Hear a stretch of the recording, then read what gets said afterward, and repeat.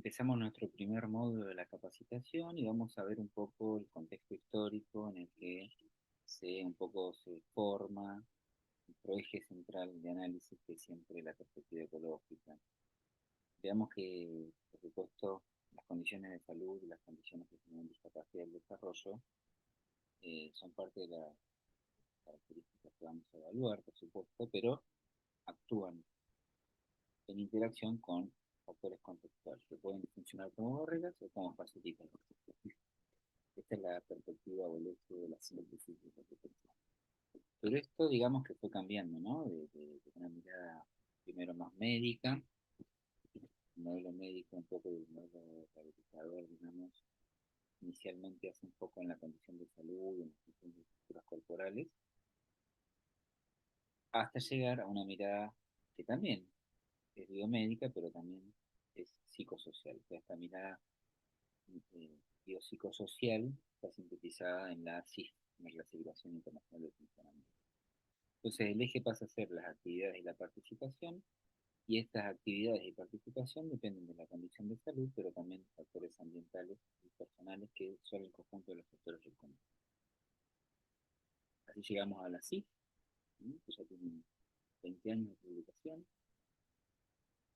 y es así, en realidad, vamos a ver un poco cómo se fue como produciendo cambios sociales en la teoría económica, en la teoría epidemiológica, e incluso en los organismos, digamos, las Naciones Unidas y la OMS, todos un poco fueron en la misma época, los primeros cambios, primeros fenómenos,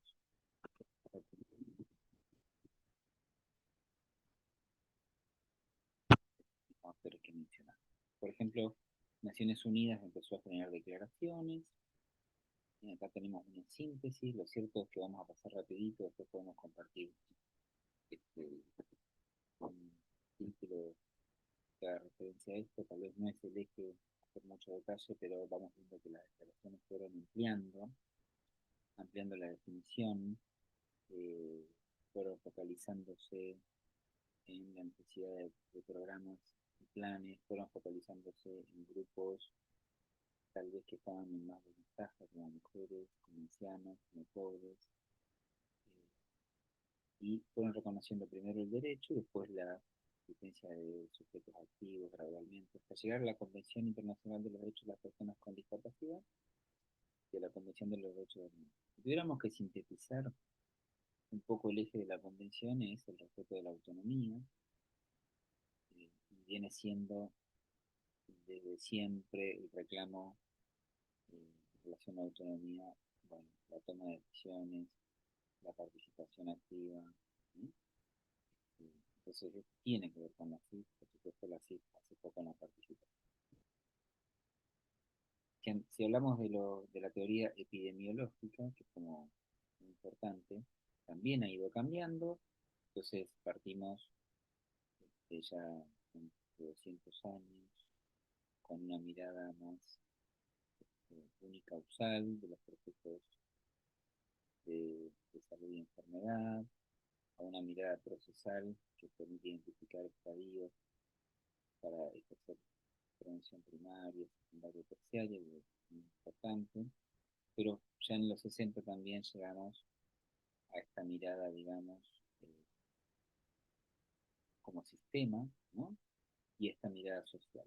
O sea que al final la salud también es como la gente la percibe, ¿no? Y la mirada de sistema es la que después nos lleva a los modelos ecológicos. O sea que en realidad no hay unos fenómenos unidireccionales que determinan el estado de salud, en el caso del desarrollo de la misma, ¿no? Hay una interacción de un montón de factores, desde ambientales, como puede ser la exposición a tóxicos, ambientales como puede ser los estilos familiares, puede ser, digamos, el acceso a espacios de estimulación, el acceso a los cuidados de la salud. El desarrollo está determinado por un modelo ecológico. Y el concepto de salud también fue evolucionando con una perspectiva social, igual que lo que nos muestra la ciencia. Y la perspectiva social termina con esta publicación. Bueno, este es uno de los tantos, digamos, no hay un único responsable de de los conceptos más actuales de salud, a nosotros nos gusta un poco hablar de salud vivida, que es la propia experiencia de las personas en relación a situaciones, cómo las mismas personas perciben lo que les pasa, perciben su propia participación, perciben, bueno, sus propias dolencias, digamos. Este, entonces, volvemos a que la CIF, vamos a ver en algún momento que los indicadores de la CIF, los calificadores, mejor dicho, muchas veces los determina la propia persona, ¿no? Cómo la propia persona percibe los factores del contexto, que pueden ser, por ejemplo, las instituciones, ¿no? Entonces, como, bueno, es muy interesante, ¿no? Lo que por ahí nosotros tiene apenas 20 años la CIF, en realidad son construcciones que también vienen de la epidemiología del concepto de salud. Entonces volvemos a ver que hay muchos fenómenos, actores y organismos que vienen en esta dirección. También desde el punto de vista de la teoría económica, también en el 60 surge un poco el concepto del capital humano, que es algo que ahora está, bueno, lo tenemos muy presente. Vamos a ver que ese capital humano va tomando una dimensión social, que a nosotros nos gusta mucho esta idea y cómo se relaciona con el sí.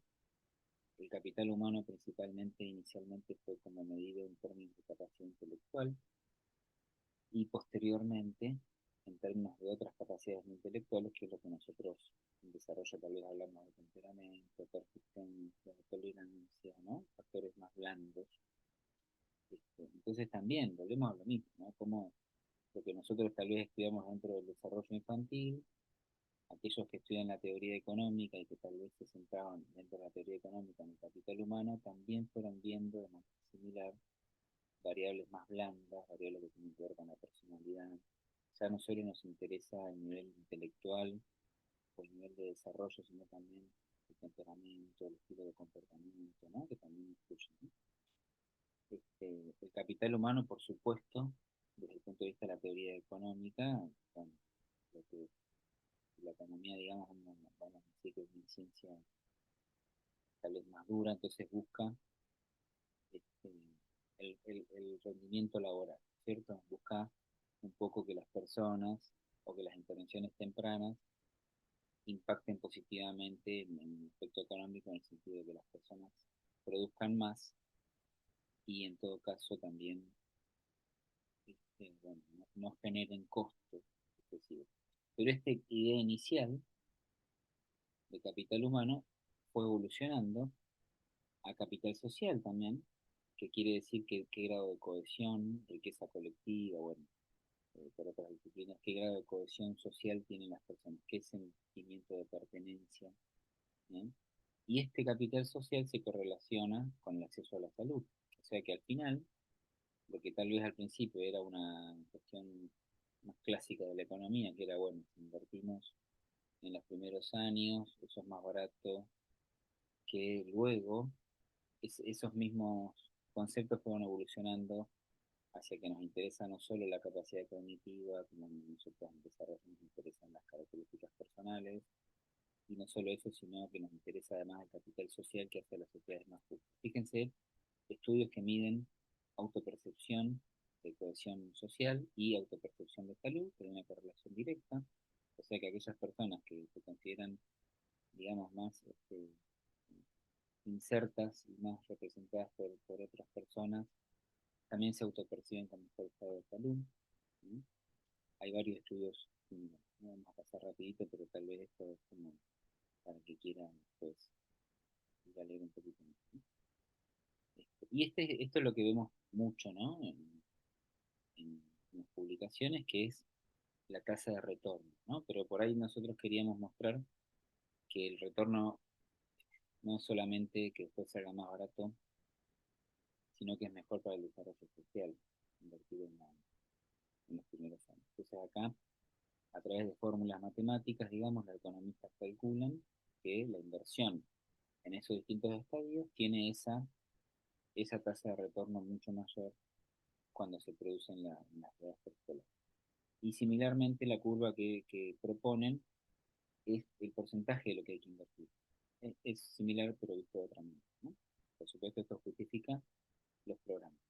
Pero cuando analizamos los estudios que evalúan, digamos, el impacto económico y el impacto social de la intervención de la inversión temprana, uno de los conceptos que se va generando es que no alcanza con la inversión temprana y que tiene que haber una complementariedad posterior, ¿no? Tal vez en menor medida, estamos hablando de economía, ¿no? En menor medida de gasto, de inversión, mejor dicho, pero que si no se da esa complementariedad, un poco entran en peligro aquella inversión realizada en la etapa preescolar. Hay algunos estudios que lo vamos a pasar rapidito, que son muy interesantes, y son muy viejos también, por eso en realidad nos interesaba cómo todo esto lleva mucho tiempo, ¿no? Por lo menos 60 años, lo mismo que estamos discutiendo ahora. Este es un estudio de intervención temprana, de cierta intensidad, en niños pequeños, con un grupo control. El motivo para entrar, vuelvo un poquito, era un rendimiento descendido en pruebas, digamos, de desarrollo. La intervención consistía en cierta intensidad, porque había sesiones diarias con maestras especiales, y había visitas a domicilio, ¿no? Entonces es parecido a lo que hoy mismo estamos pensando, ¿no? Tal vez si un niño o una niña tiene indicadores de riesgo, o tiene compromiso, bueno, la intervención temprana y la perspectiva también de de los componentes del contexto y sobre todo los familiares, bueno, lo mismo se investigó hace muchísimo tiempo, ¿no? Como en un estudio de economía, ellos hacen foco entre las variables en el costo, y después evalúan cómo vuelve eso, rápidamente se recupera, muy rápidamente en estos estudios, esa inversión temprana, ¿no?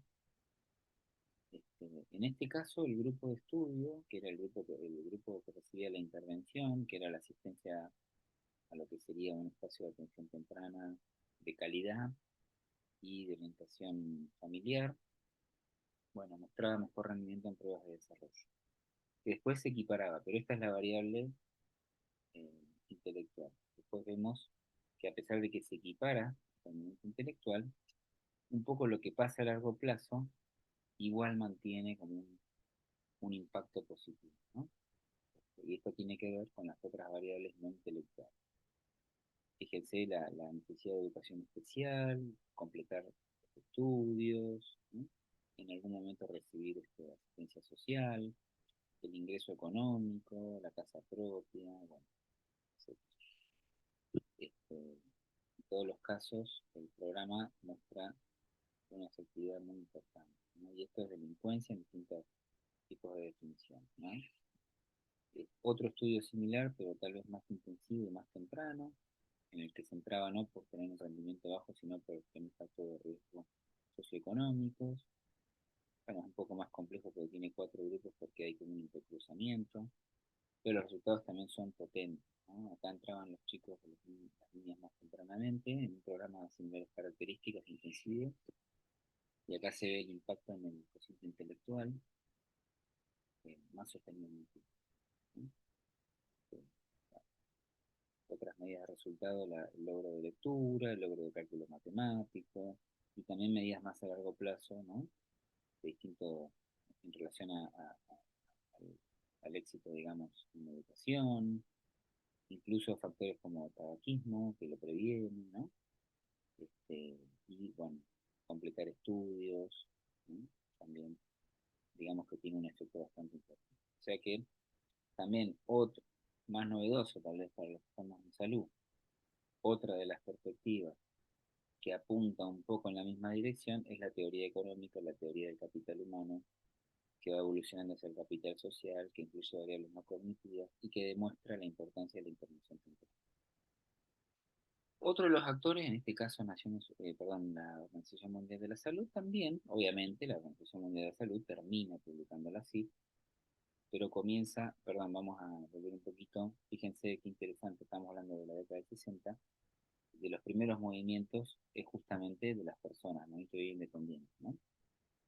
O sea que lo que queremos transmitir es que este es un poco una representación de quien se considera el fundador del movimiento, que en aquel momento tenía que ver con personas con problemas motores y con la discriminación para poder estudiar, ¿no? En ese momento se consideraba completamente inadecuado que personas con problemas de motricidad ingresar a la universidad, ¿no? En ese momento ahora no lo aceptaríamos, pero en ese momento requirió una lucha, digamos, eh, para reivindicar derechos, ¿no? Hoy tal vez en muchos lugares del mundo estamos tratando de reivindicar derechos de otro tipo de condiciones que generan discapacidad, como el autismo, ¿no? Eh, Entonces tal vez dentro de 20, 30, 40 años nos va a parecer raro lo que hoy tal vez a veces vemos como situaciones que podrían ser discutibles, que podrían ser discriminatorias, ¿no? Y esto que pasó en aquel entonces hoy nos parece inaceptable. Pero bueno, un poco la idea era mostrar que hay mucho movimiento social, mucho movimiento teórico y mucho movimiento de organismos que todos apuntaron un poco a lo que es la participación. Sí, volvamos un poquito a la OMS. La OMS ya tiene una definición de discapacidad en el 80, mucho más centrada en justamente la dificultad de la persona, ¿no? Eh, Incluso hablaba esto de normalidad, ¿no? Lo que ahora me parece como un término incorrecto, hablar de normal es normal, pero ya en aquel momento, a pesar de definir un poco en estos términos, también identifica que es importante la atenuación de los obstáculos del entorno físico o social. O sea que evidentemente hace mucho que se viene discutiendo lo mismo que para hoy nosotros es completamente importante, que es hacer foco en el contexto de las personas. Eh, bueno, además se abre un poco ya en aquel momento, en el 80, que esta clasificación, de la discapacidad primera que se publicó, bueno, habrá que ver qué otra gama de aplicaciones tiene, ¿no? Como que tal vez cuando todos empezamos a estudiar pensamos que en esta época la mirada era mucho más limitada y no, evidentemente hay una mirada que se viene gestando hace muchos años, que es la que hoy nosotros tenemos como paradigma. Bueno, volviendo un poco, estos son nuestros fenómenos sociales, organismos y teoría epidemiológica de la salud, económica, que todos están confluyendo un poco, de alguna manera terminan como de contribuir al marco teórico que hoy nosotros tenemos, que es el de las actividades de la participación, y que es el que tal vez el mismo peso le damos a una condición de salud que nos falta. Bueno, con esta línea vamos a estar pensando todo el tiempo, en todos los momentos. Bueno, en el próximo video vamos a empezar a introducirnos en lo que nosotros consideramos que es el desarrollo infantil.